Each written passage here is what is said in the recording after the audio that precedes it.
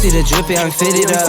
Hop in my car and the giddy up. We'll give you 94 feet a game with 10 TV.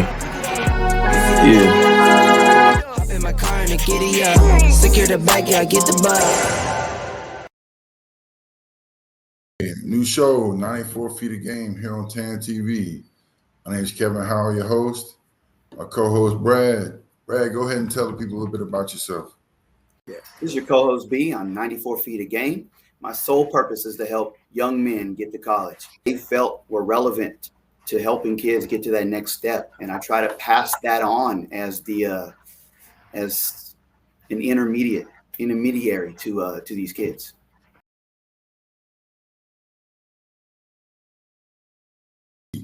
Man, we appreciate you joining, Brandon. We just kind of wondering what's your biggest transition to the new area, because you're up there in Dawson and Glendive, Montana. So let me know a little bit about what it feels like up there. I mean, for me, it feels a little better because it's more green, more trees. So, I could breathe a little better. Down in El Paso, it was more desert. So it was dry out there, man. It's hard to breathe, stuff like that. But I like it. It's a nice community. I'm gonna go ahead and let Brad ask you some questions, man, and we'll get this thing rolling. Sure. First things first. What kind of NIL you got? Because I see the drip. What's going on? I don't got one yet, but soon for sure. All right. I'm just wondering because I saw it and I was like, "Oh, that's the elephant in the room." I wanted to ask that. That's just how I am. That's just natural. Okay, natural. For those that don't know, Brandon Hines, one of my favorite basketball players in Texas last year, all-state point guard, do it all, 1,000-point score guy. I'm a huge fan of this man's game.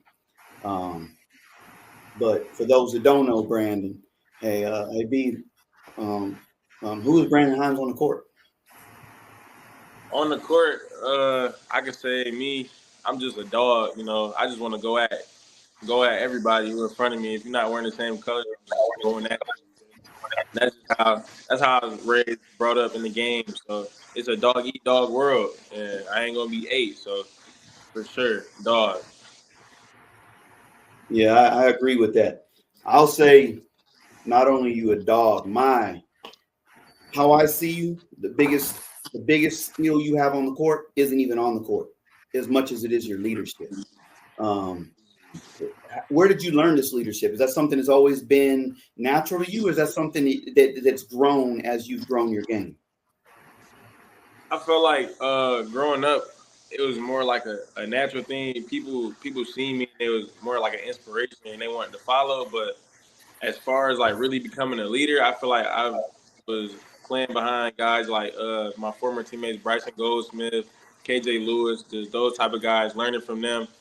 And they were my leaders. So seeing how they were to me and using those examples, setting examples for the younger guys that I had to lead. So I feel like I had to just learn. I'm still learning how to become a better leader to this day. So I feel like it's just a learning process for me. You'll never stop learning. Good people never stop learning. So how did you get here?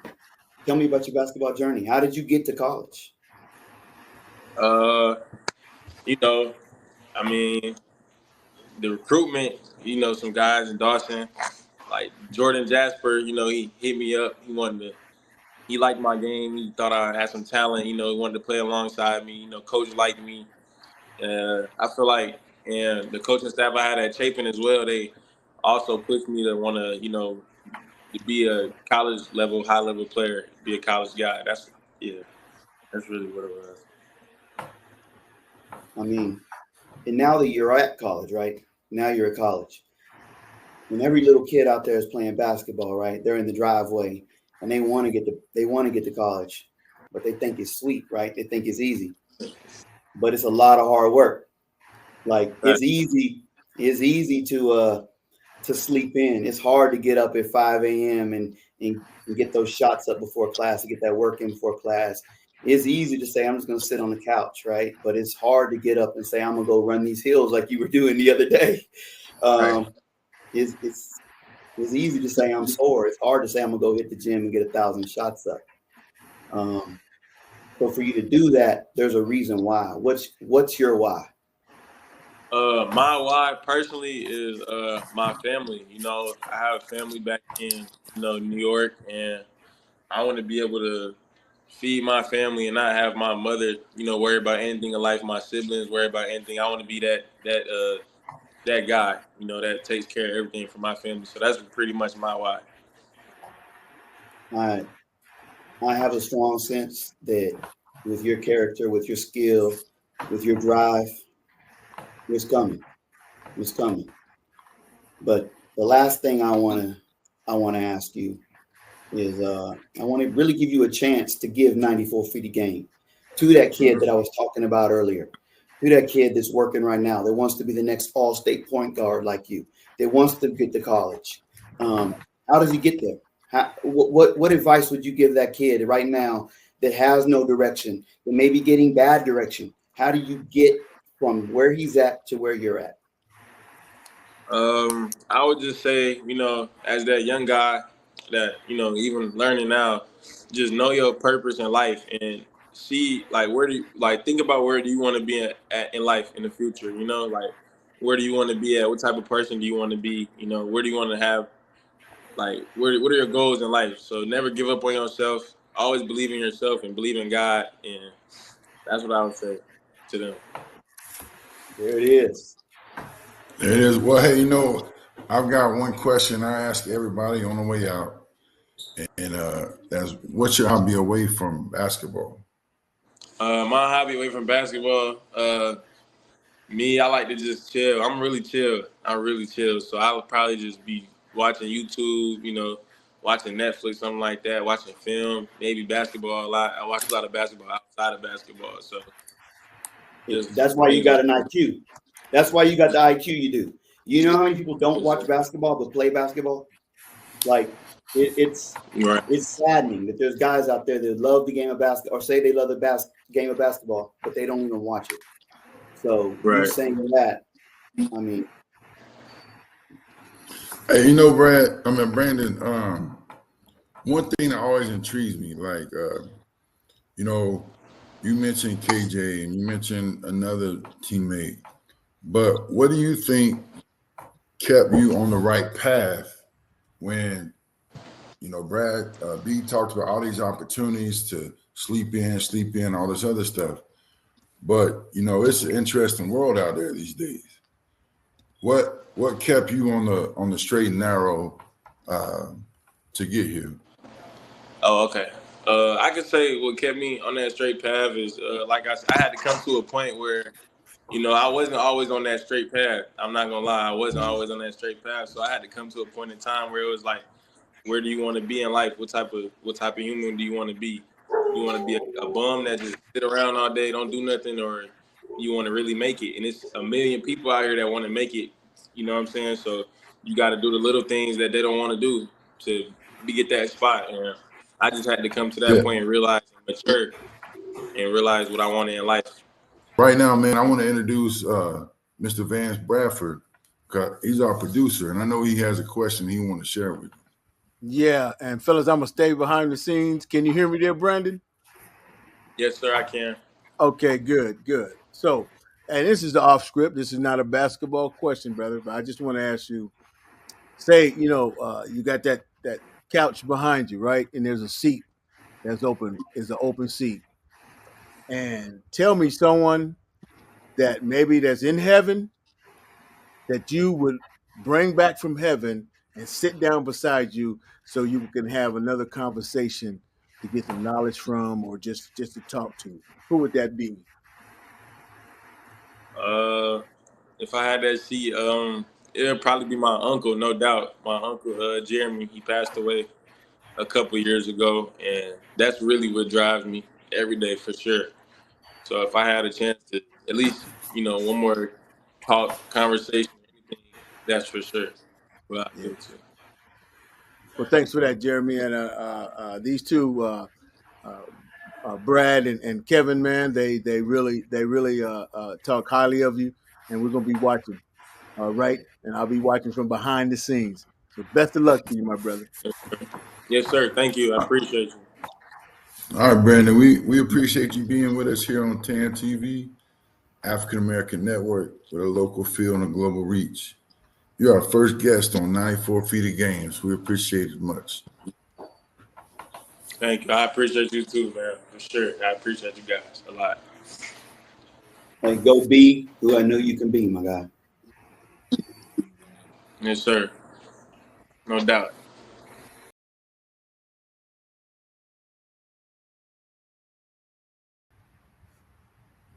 Welcome back, guys. We just had a great interview with Brandon Himes, who is undoubtedly the top player in El Paso last year. But right now, we're going to turn it over to B, and he's going to give us a look into the 25s.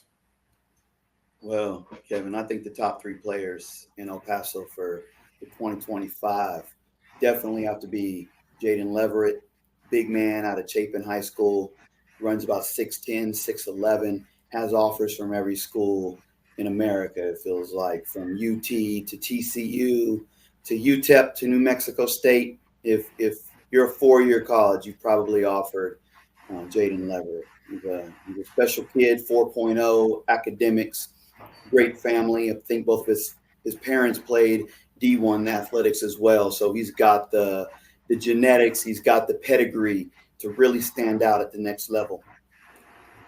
I think the next best player in El Paso, definitely the best point guard in the city of El Paso for the class of 2025 is Devin Falk Ramirez.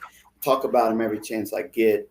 He's a true floor general. He's the kind of guy that every college out there wants. You can put the ball in his hand day one, and he's going to lead your team. He's going to make the right play. He's going to make the right read. So many kids out there today, they say they're a point guard. They score 25 points a game and cannot make the right play. This kid, he'll get you 15 points, 8 assists, and make the right play every single time. And he's so clutch, so clutch. I bet you there's 5 games last year where he hit a game winner. Another kid with pedigree. Both of his parents played D2 basketball. His mom's the head coach of Eastwood High School women's team. So this kid knows basketball. He grew up in basketball. And if you're a coach out there and you need a point guard, I would be calling Devin Falk. I think the third player I'd like to talk about is Zazie Thompson from Isleta High School. Kid was all region as a junior, averaged a little over 20 points.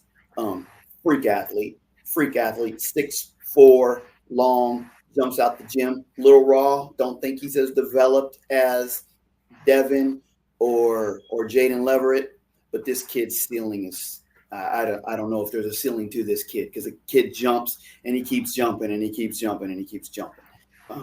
This kid gets into the right program that's willing to put a little time in him and develop him. I don't know. The sky's the limits for him. So there's some good prospects out here in El Paso. I think some people are sleeping on this city, but maybe these guys will be the class that opens up the eyes. Yeah, building upon the interview with Brandon and talking about point guard play with him, 6'4" point guard, and looking here in San Antonio, I mean, we got to be honest with ourselves here. Like, we're talking top point guards in the city. Kingston Fleming's in a class of his own. And so I want to reach a little bit further into the tool bag and go with some different guards. I think Jarius Jackson from John Jay High School, 6 foot, but scores, man. He in the Gassos, I think he had a 40-point game, he had a 30-point game, and he's just a scorer. On that same team, we talk about Cam Garza, and he's a dog and can all around. I think he's going to be healthy. I know he had some things taken care of recently, but no, they both can run a team, and that team, John Jay, is going to be sneaky good all the way through playoff times, because when you start looking at them, all of a sudden you got Jarius, you got Cam, you got Kai Guess, who's new to the program, Robles, you got some people, man. And then, but the last one I want to bring up for tonight's segment on point guard is really Jordan Thomas. He's going to be at Wagner, and they got some tough guards at Wagner. You got him and Damian Ramirez, who I would just like to have a box of popcorn and watch practice, man, because he's 6'2" and long. Last year he was at Roosevelt, and man, he had a damn near triple-double, 29, 15, and I think nine rebounds. And so he can do some great things. But man, there's a lot of excitement in the city right now as we head into football season. But for us, there is no off season of basketball, and but I did want to ask you, man, like development wise, what's the development scene out there in El Paso? Because I noticed that a lot of the names that you mentioned came to San Antonio to play AAU at some point. And so that's the little tie for the city right there. For real. Yeah. I would say the AAU scene on the boys side in El Paso, it's struggling a little bit. Mm-hmm. I think on the ladies side, El Paso's pretty talented. It's a pretty talented city. There's girls out there doing big things for our city every single year. The boys side, I think, is kind of been slept on. I mean, you have guys like Tristan, at UConn, national champion. Yeah, he did kind of go slip past everyone. Slip past a lot of people. It's hard to say slip past when he winds up at UConn, but he didn't get there straight out of high school. True. Man, when you talking about San Antonio, I really think that it's kind of the same story up here. Girls basketball, SA finest, they keep churning out top level girls, man. LA Sneed committing to Utah. I think Kayla King's down there on a visit in Houston as this show airs. And there's a girl out in East Central, Maya Holton, who's only played, I think this is her 4th year. But man, you talk about a dog and track, she runs the 400. That's the man maker. And so I just tell you a little bit how tough she is. But no, and I think that the AAU scene here, man, there's just so many of them. And I don't know that with so many that we're getting all the quality development out, because there's so many different philosophies, and sometimes, you talk about people getting bad advice. And that's why I'm looking forward to some of our upcoming episodes, that we're going to have some subject matter experts up in here, because I know that when we talk about development, I know one thing you do is you actually talking with college coaches throughout the year. Yep. And so that's been a great thing and a great. I'm so excited to be doing the show with you. Me too. This is the first one rolling out, man, and it's kind of cool because people don't know this, but I was trying to help a kid, and you were trying to help a kid, and then we crossed Twitters, and next thing you knew, we knew the same people. Yep. And that's when we were able to help Caden Moore from Connecticut get up to Central Maine. And what's funny about that, Kevin, is Brandon Himes is at Dawson. Mm-hmm. We're linked at Dawson. Yeah. Follicum. Yeah. So It's You got Simon. basketball is a small knit community, and I'm gonna Yeah. tell you, here's a message to the kids out there: don't burn bridges, because that coach, that coach that calls and you big time, he was Yeah. probably an assistant for a coach that you want to go play for. So Very true, man. We need to wrap up this segment and get some a station break here coming up. So we'll be back, guys. You're on TAN TV, African American Network. the segment I'd really like to do is a JUCO shout out. It's really near and dear to my heart, and I know it's near and dear to Kevin's as well, as him being a JUCO product himself. I think the theme today should probably be Dawson. Let's just keep it on Dawson, since we had Brandon Himes in from Dawson, and it's in the back. It's in the background. Dawson has been a top 25 team probably the last 4 or 5 years in a row. I think over the past 6 years, they're 58-4 at home. 48-4 in conference at home. They're basically unbeatable at home. They're very tough, and that's because they have a great crowd. They have a home crowd like hardly any other JUCOs out there. It's not much out in Glendive, Montana. So those fans, they come out like it's the NBA playoffs for every game, and they go crazy. Joe Hey, didn't Peterson. you tell me a story about the coach from Indian Hills? Yeah. And how So you felt about? yeah, I mean, just kind of touch on that. Hank Plona, great coach, coaches at a D1 now. He was the head coach at Indian Hills. They had a game to get into the national tournament. Hutch is what they call it for those that don't know about JUCO. Get into the Hutch is everything. And they played a game right there at the Tepke Center. And Hank said it was the craziest crowd he had faced.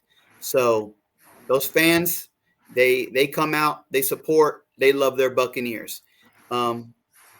But I think that hasn't always been true, right? Before Coach Peterson got there, it didn't have this reputation. It didn't have this family feel. Joe's been doing an amazing job out there. He's got into that program, and I think they've won at least 20 games for the past 9 years in a row or something. Like he's really turned that program around, and that's a testament to him. It's a testament to his coaching ability. It's a testament to his recruiting ability, and it's a testament to the culture and the family that he's really formed there. Sometimes you don't get the players that maybe a South Plains gets, or a New Mexico Junior College maybe, or an Odessa. But sometimes the sum of the parts can be the most important thing, right? Well, I think that one thing that's strong about Coach Pete is he really develops not only the players but the assistant coaches. Yes. And I know Coach Holbrook got himself a head job. Yep. And so that was really cool. And for San Antonio people, Trey Martin at Southwest, really good guard, forward. He's got an offer to Dawson. Yeah. And, I think a lot of kids are failed by programs because they don't understand what JUCO can do for you. I think a lot of people see JUCO as a last option, and maybe it's because of Netflix calling it Last Chance U, or maybe, and there are those out there, but yeah, there's also some great programs. I mean, great programs. Maybe it's families not understanding what JUCO can really do for you. You hear a lot of this D1 or bust mentality. Well, if you really are D1 or bust and you don't get D1 out of high school, JUCO's the way to go, if you ask me. Well, Coach Taylor at John Jay and I were talking about this just today. Man, in the 80s and 90s, the Texas JUCOs really hit San Antonio hard. and then they became a Division One bounce back heaven. Mm-hmm. And so we were wondering if parents are getting advice, or parents aren't wanting their kids to leave to go so far away. And I just feel like, man, a lot of these guys are giving up on their D1 dreams. I mean, I don't know one kid that played basketball that didn't dream about playing the NCAA tournament, and it gives you another chance to do just that. And I think I'll tell you, Brad, this is one reason I want to do the JUCO shout out so much is, man, 80s, 90s, 2000s. Hell, we got 2 kids from San Antonio right now, and one in the Eastern Conference of Texas and one in the WeJack, and those are big time places. But this was about Dawson. I derailed. My bad. No. I like where this is going, because it's more than this, right? It's more than just it's more than just Dawson. It's the whole mentality of the developmental scene, of the AAU scene, and of the high school scene. A lot of these coaches, I think, and rightly so, are want their kids to go play Division One. Rightly so. Yeah. But it's gotten harder and harder in today's world to get Division One out of high school. There's kids today that would have been Division One 5 years ago. Yes. And now, if they want to go Division One, NJCAA Division One is the way to get to NCAA Division One. Yes.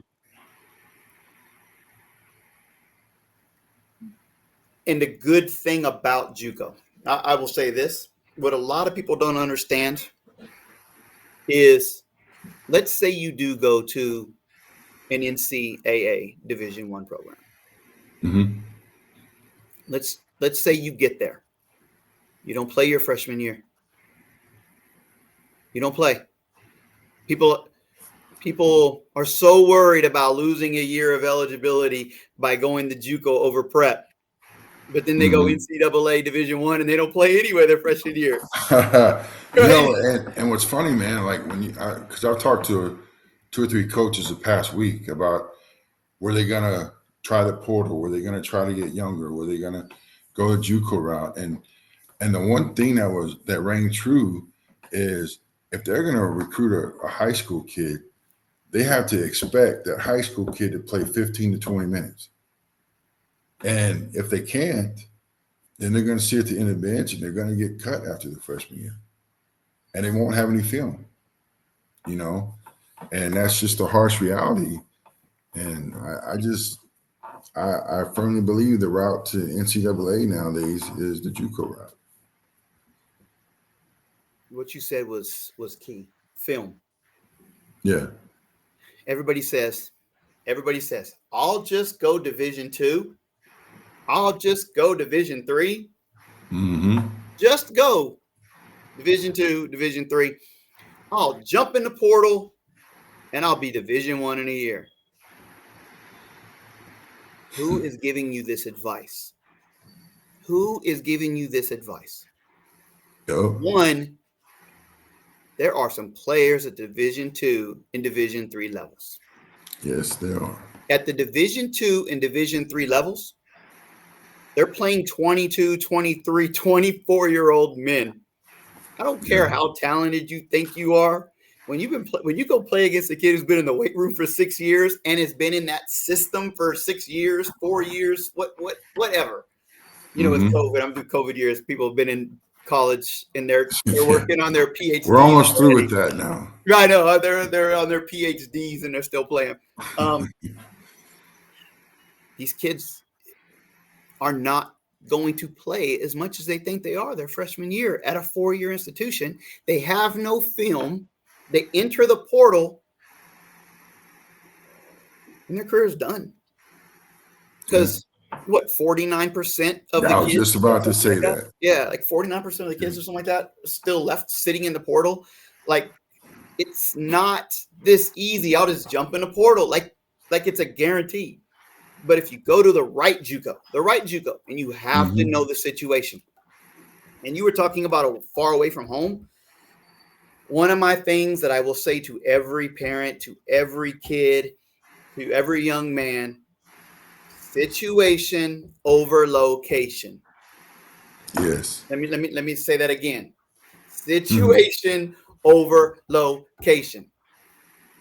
If you think as a high school kid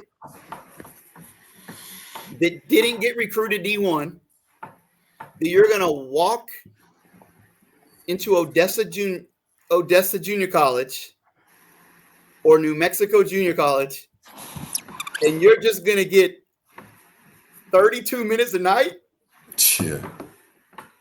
like I got some stuff I can sell you, because it's not. I'm sorry, young man. I don't want to crush your dreams. It's probably not going to happen.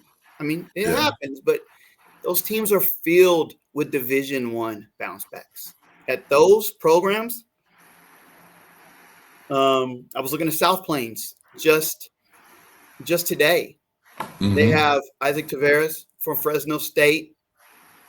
They have Paya from Beaumont, who actually was at Louisiana Tech. Like, they have dudes at these schools. Like, these guys were highly recruited guys at their program, where they had so many Division I's they didn't know what to do with them, and now they're playing JUCO ball. So if you're good enough that you're just going to go ahead and take their spot, have at it. But the likelihood of that happening is probably less than what you think it is.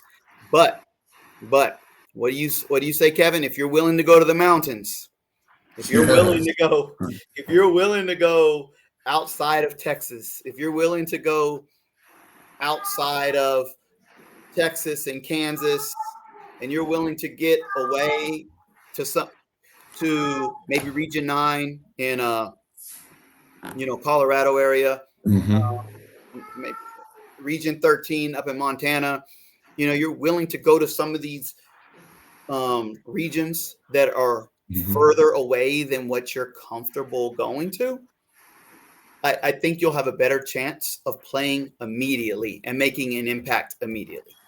So what do you say?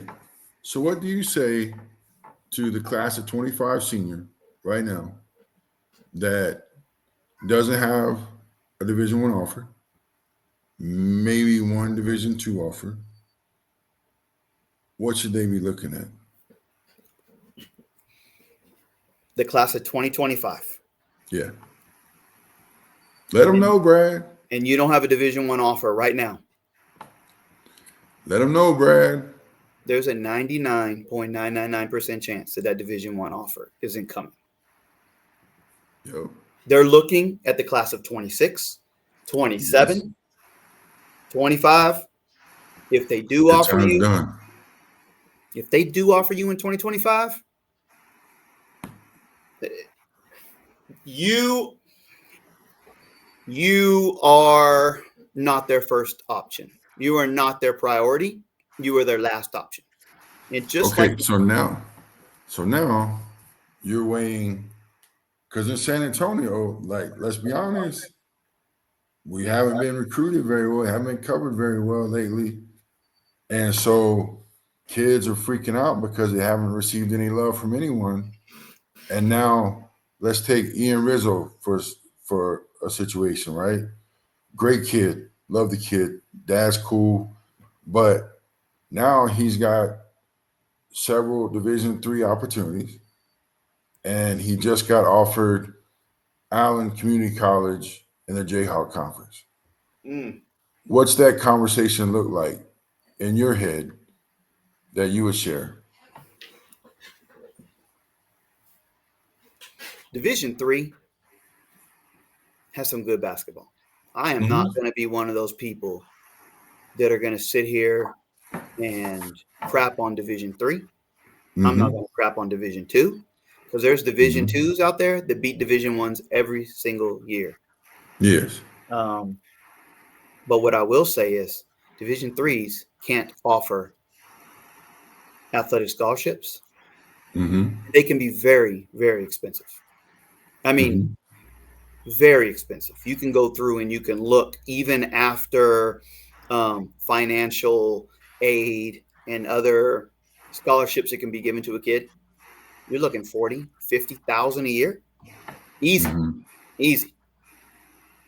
And the ability to move vertically is very difficult from the Division three. Mm-hmm. There are players that do make it. There are players that do make it from the Division three to Division two to Division one. There's also guys that hit the $700 million lottery. Well Now, said. I played the $700 million lottery, and I'll probably be here tomorrow. Yeah. Right? Yeah. Because it's very difficult. However, the Jayhawk League, this man has an offer to the Jayhawk League. One, school's probably going to be free for him. Mm-hmm. If I'm mom and dad, I love the word free. Yes. Free sounds a lot better than $50,000 Yes. per year. Two, Jayhawk League. Have you ever been to a jamboree, a JUCO jamboree? Kids, if you don't know what a JUCO jamboree is, hold on. Let me explain this to you. If you don't know what a JUCO jamboree is, because I don't want to say jamboree and kids don't even know what it is. Think about the biggest AAU event you ever went to in high school. Be it in Vegas, be it in Atlanta, be it in Dallas. The biggest AAU event you ever went to. And you look up in the stands and you see a couple coaches on the sidelines. And then you see all the mamas and daddies clapping for you in the stands. It's all mommies and daddies. JUCO Jamboree is that, but instead of mommies and daddies in the stands, it's all college coaches. Yes. From scholarship level programs. Yes. Who aren't there because they're not there just seeing what's out there. They are actively recruiting guys that are ready to play today. When they take a high school kid, they're looking at, can you become ready to play in a year, in 2 years? When they go to JUCO Jamborees,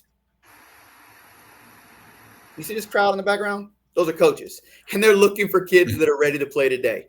And Jayhawk League, I don't know this young man, but my advice is be smart. That is a very, very good offer. Yeah. If you do well in the Jayhawk League, the opportunity for you to play on a full ride at a Division II or a Division I, not a walk-on at a Division II, not a small partial at a Division II, but a full ride at a Division II or Division I. Because isn't that what it's really about? Isn't it about getting a degree? Isn't it? I mean, everybody says it's about trying to get to become a pro, and it does happen. People go. If you look overseas, you'll see overseas leagues filled with JUCO guys, filled with them. Mm-hmm. But the reality of it is, the purpose is to get a 4-year degree. Yeah. And get it for free, so you're not $100,000 in debt on day one from graduation. So, very good way to do it. You go pay very, very little money to go play JUCO. Very little money. You build your resume, what we were talking about earlier, because you get filmed. In high school, everybody's like, "Go look at my huddle." In JUCO, they have what they call synergy. Those college coaches are going to look at your synergy, and they're going to break down. And synergy breaks down everything. I mean, it breaks down your efficiency, and they can look at your efficiency ratings in all these different categories, and they can see if you're a good player. You score 20 points and 10 rebounds, but your efficiency is low. They can look at these stats, and it's laid out there for them when you play at a good JUCO. And when they're recruiting you, it's for you to play today. They're not recruiting you to play tomorrow, to maybe play in a year or two. They want, what was his name, Rizzo? Was that his name? Yeah. They want Rizzo to play today. So my advice, let me circle back around. Please take that very, very seriously, because if your goal is to play in the NCAA tournament one day, if your goal is to graduate a university with a degree and not owe a ton of money, if your goal is to develop and be a better basketball player, I don't think there's a better place than JUCO. And you said Trey Martin has a offer. Yeah. I would give the same advice to that young man. Yeah. You know, there's been several guys that have gotten JUCO offers lately. I know Zaki transferred from Harlan over to TMI, and our good friend Dawson Dixon at Vermilion. Nice. We talked last night, and then he wound up offering Zaki. Nice. So it's coming. Yeah, you know, it's coming. And then I know a lot of kids are worried, and a lot of kids' parents are worried about academics at JUCOs. Right? I'm gonna throw it out there. People are worried about academics. Again, which program are you going to? I know some D1s that coaches don't give a damn if you go to classes. If you fail, you do good, you do bad. They'll play who they play. And if you don't pass classes, you know, it is what it is. Yeah, I thought it was cool, man, because, you know, like in education, you know, like we talked about, I was a JUCO guy and wound up starting a doctorate program, you know, and then the coaches at Harlan, the head coach and assistant coach at Clemens, the head coach at Sotomayor, they're all JUCO products that went through Temple, you know, so it's good. It's good times. I mean, and just to speak on it, bring it back to Dawson again. Yes. Because we want to kind of wrap this up. And I think it's the most important piece, since we're talking about academics and education. You talk about good programs. Number 4 in the NJCAA out of 432 teams of team GPA for the men's basketball program. Wow. Their average, I want to say, was close to a 3.5. 3.5. That's awesome, man. Somewhere around there. Number 4 in NJCAA. That's a huge feather in the cap. If I'm a parent and I'm like, would I trust my kid to go there? One, he's getting a good he's getting a good school. He's gonna, you know what I mean? He's going to a good school. He's going to graduate. He's gonna go to the next level. He's going to be safe, and he's going to be cared for. That's all I ask for, because my son can be safe 3,000 miles away and be in danger 4 miles down the road. Yeah. Yeah. Well, let's wrap it up here, man. Thanks everyone for joining us. This is Kevin Howell, the One Eye Scout, and my man B. And you're watching TAN TV, the African American Network, with a local feel and a global reach. You're watching TAN TV, the African American Network, with a local feel and a global reach.